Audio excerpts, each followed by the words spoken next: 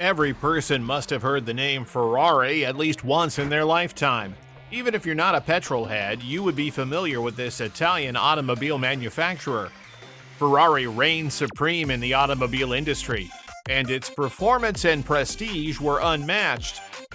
Now, would you believe me if I told you that there was a car in the 70s that terrorized Ferrari? Yes, there was such a car, and it was called DeTomaso Pantera. This piece of machinery was an absolute beast. Watch till the end of the video to know everything about the Italian Panther that gave Ferrari sleepless nights. The 60s and 70s were the times when Ferrari ruled the automobile industry. Its only competitor was Lamborghini. But Ferrari always had the upper hand. No other car manufacturer possessed the prestige or status that Ferrari held. In short, we can say Ferrari was royalty. But there was a significant problem. Although Lamborghini and Ferrari produced great cars, they faced challenges with the availability of parts and a lack of qualified technicians. These issues meant that the cars could be in the shop for a long time and repairs would be very expensive. This was not something that attracted potential buyers. But then came a striking challenger who emerged from the shadows, one that would shake the very foundations of the Italian automobile empire: the DeTomaso Pantera. The DeTomaso Pantera was a mid-engine sports car produced by Italian automobile manufacturer DeTomaso from 1971 to 1992. The car was first revealed in Modena in 1970, and then at the New York Motor Show a couple of weeks later. Before we get into specifics, let's first understand the history behind DeTomaso. Founded by former F1 driver Alejandro DeTomaso in 1959, this Italian car manufacturer made sports prototypes and auto racing vehicles. The Pantera was designed by the Italian design firm of Carrozzeria Ghia's American-born designer Tom Giarda. Before the release of Pantera, DeTomaso had already released two cars. These were the DeTomaso Vallelunga and the Mangusta. Only 59 Vallelungas were ever produced, but the Mangusta was slightly more successful, and over 400 of these were produced by DeTomaso. However, the Pantera was different. You must be wondering what the word Pantera means, right? Well, the name Pantera was Italian for panther, and this was a fitting name for the car. Now let's dive into the specifics. The Pantera had a very aggressive and sporty look. This, combined with the well-designed Italian elements, gave the car a huge road presence. Let us just say that the Pantera was a hugely upgraded version of the Mangusta. With its sleek, wedge-shaped profile and aggressive stance, the Pantera was designed to turn heads. Features like pop-up headlights and wide fenders gave it a distinctive look that remains iconic. Unlike the Mangusta, which employed a steel backbone chassis, the Pantera's chassis was of a steel monocoque design with independent front and rear coil suspensions. Pantera also had many standard features, such as electric windows, air conditioning, and even doors that buzz when opened. Arguably one of the most iconic models and names of the last century in car design, the 1971 Pantera was powered by a 5.8-liter Ford V8. This screaming engine produced 325 horsepower and 466 pound-feet of torque. Impressive, right? Another feature of the Pantera was that it had many customizable options with various performance upgrades, wheels, and paint colors. These options were not available in other supercars at the time. It also had a mid-engine layout and well-engineered suspension, which provided excellent handling. This made driving the Pantera through twisty roads and racetracks an absolute joy. Combined with all these awesome features, the Pantera gave stiff competition to Ferrari. The Pantera's powerful Ford V8 engine provided impressive horsepower and torque, allowing it to match or even outperform some Ferrari models in straight-line speed and acceleration. Beating a Ferrari during its prime? Yeah, that's some God-level stuff right there. Plus, we all know that Ferraris can be a little pricey.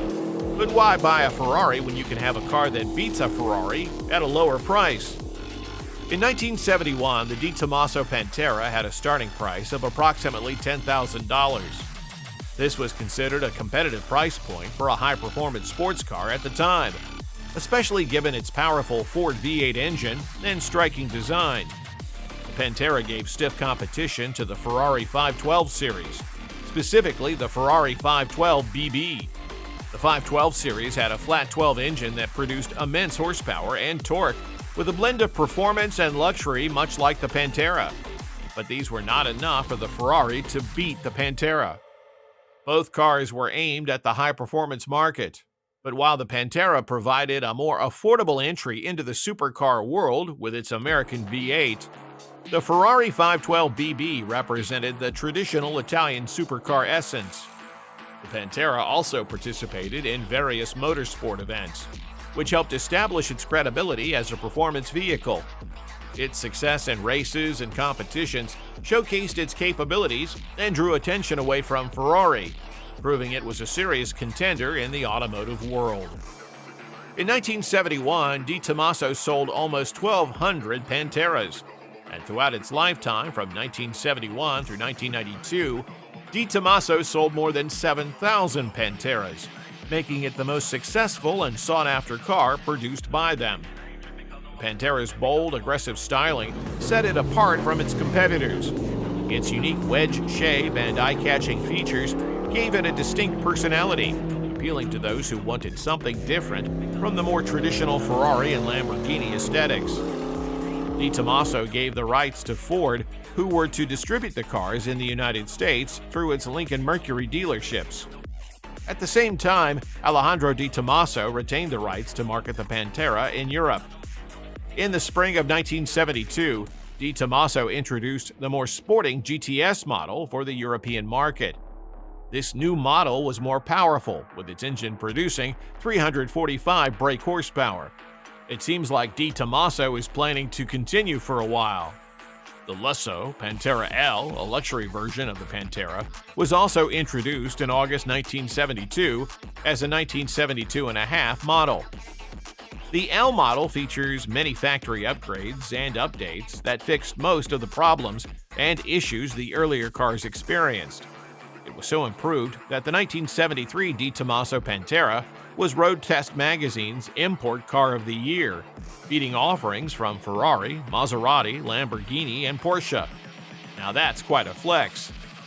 The Pantera L was powered by a Cleveland engine that produced 264 brake horsepower. Not bad for a car that is meant for luxury and sport. Even though the Pantera was a beast of a car, it had many problems as well. It had major reliability issues and a shortage of parts. Yes, some owners reported reliability issues, particularly with electrical systems and components, which often led to frequent repairs that were costly. Another problem was the replacement of parts for these cars, as they were not widely produced by DeTomaso. The main highlight of this car was its powerful V8 engine, but this engine can be quite thirsty, resulting in a low fuel economy. The build quality of the car was another issue. Although it had an aggressive, sporty design, it can often be inconsistent. All of these, along with other issues like increasing competition from other manufacturers who produced more advanced cars, made it hard for the Pantera to remain relevant in the market. As the automobile market evolved, preferences shifted towards more practical and comfortable vehicles, which diminished interest in sports cars. The company faced several ownership changes and management issues that disrupted production and marketing strategies. All of these issues contributed equally to the downfall of DeTomaso Pantera, and finally its production ended in 1992. The Pantera still remains a beloved classic, celebrated for its bold design and exhilarating performance. It's highly sought after by collectors and enthusiasts, symbolizing a unique era in automotive history. So, motorheads, what is your opinion about the DeTomaso Pantera? Drop your thoughts in the comments below. If we missed something, please let us know in the comments. We love hearing from you. Don't forget to subscribe to the channel and hit that notification bell so you don't miss out on more automotive videos like these. Until next time, drive safe and thanks for watching.